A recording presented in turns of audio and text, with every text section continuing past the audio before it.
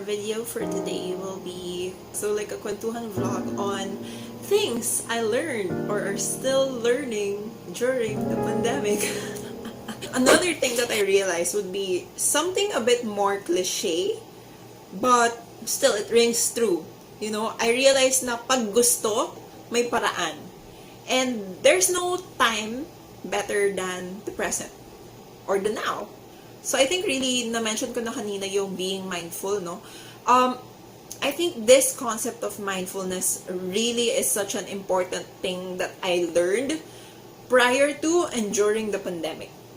Yun, mindfulness meaning like being mindful of where you are now, what you are thinking now, what you are feeling now, focusing on the present and on what we can do now and on what we can control now to improve from the past and work on the present. Not being tied to the past and not worrying too much about the future. I hope you got what I mean. Isa pang na-realize ko is that we are also taking for granted the time that we have to work on the activities that we want to get started on. Like, there's so many things that we are putting off or parang hindi natin ginagawa kasi sinasabi natin na, oh, I have time for that later. I'll do it later when I have the time. For example, like exercising, spending time with people, showing love to the people around us, or even learning a new skill, getting another degree, those things. Yun yung mga sinasabi natin na, busy pa ako ngayon eh. Isipin ko siya later when I have the time. But then, when the pandemic hit, and then the liberty of time and the choice to go out and do anything we want was taken from us, dun ko na-realize na, hey, I can't just wait for time to present itself to me. I have to make the time in order to start doing the things that I want to do. Yeah, so technically it was during the pandemic that I realized and felt more strongly that there's no better time than now in order to make time for the things that we want to do or, cherish. Make time for the people that we love. And, I don't know, do what it takes to pursue the things that we want to do. If we want to do something, we should really be maximizing whatever it is that we have now.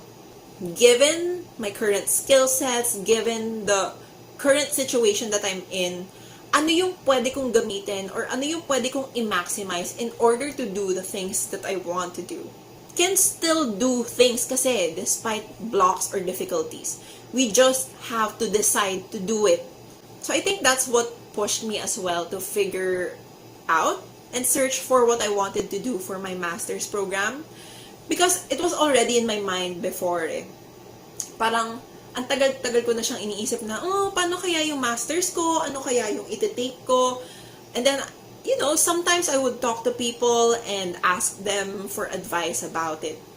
Parang ang tagal ko na siyang iniisip, pero never talaga akong focus on really searching for it or, maximizing my time to really work on it. And the pandemic really helped with that kasi talagang na-realize ko na, wait, now that the liberty of just taking my master's whenever I want to was taken away from me because I have to plan around it now. Dahil nga, pandemic, hindi mabilis lumabas, hindi mabilis mag-apply for stuff. Parang dun nag-hit sa akin na you really have to work on it na. It doesn't matter what situation you're in. Doesn't matter if you have a lot of things to do. If it was really important to you, gagawan mo talaga ng paraan to, work on it, think about it, and actively, put effort in it. May difference kasi yung paminsan-minsan iniisip mo siya versus yung prioritize mo na talaga siya at yun na yung ginagawa mo. Yeah, so, I think really yung thought na things can be so easily taken away from us. Nung nag-hit yun sa akin because of the pandemic, especially time can so easily be taken away from you. Even at this current moment that, I'm talking, you're watching, time is being taken away from us. and it doesn't come back. And once you realize that, you start to really think about the things that you want in your life and you want to really work on, and then you really have to prioritize those things. It really pushed me to restart learning Korean as well, and even sending more gifts and letting my friends or family know na, hey, I want to spend time with you, or responding better to people. Yeah, those things. Yun yung mga things na na-realize ko. There are so many things that we take for granted from before, and we really had to, prioritize and mindfully put those things that we took for granted into our routine, and try to be thankful every time that we're able to do these activities that are important to us. And then the second would be that we're putting off so many of the things that we want to do because we simply don't have the time. But when things are important to you, you really make the time for it. And you realize na kung sana dati ko pa ginawa tong mga things that I want to do, how would my life be different? Ganon.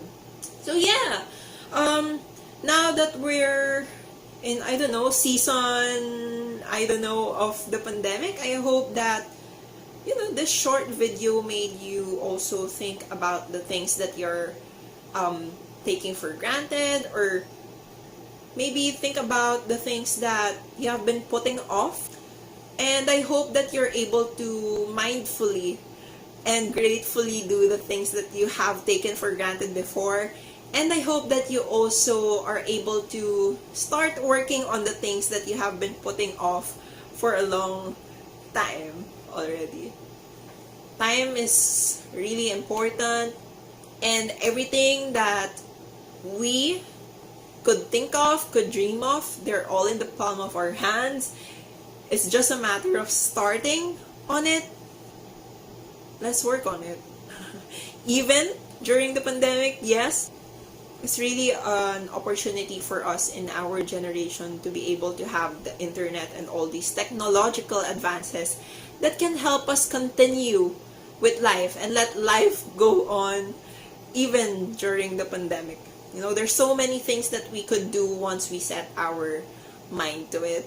That's it for our video today. And if you like this video, please make sure to like, subscribe, click the notification bell, and leave a comment below. So what are the things that you have taken for granted, and what are the things that you intend to start doing or start working on after watching this video? Leave a comment down below and we can be accountability partners. So yeah, that's it for today. Thank you for watching.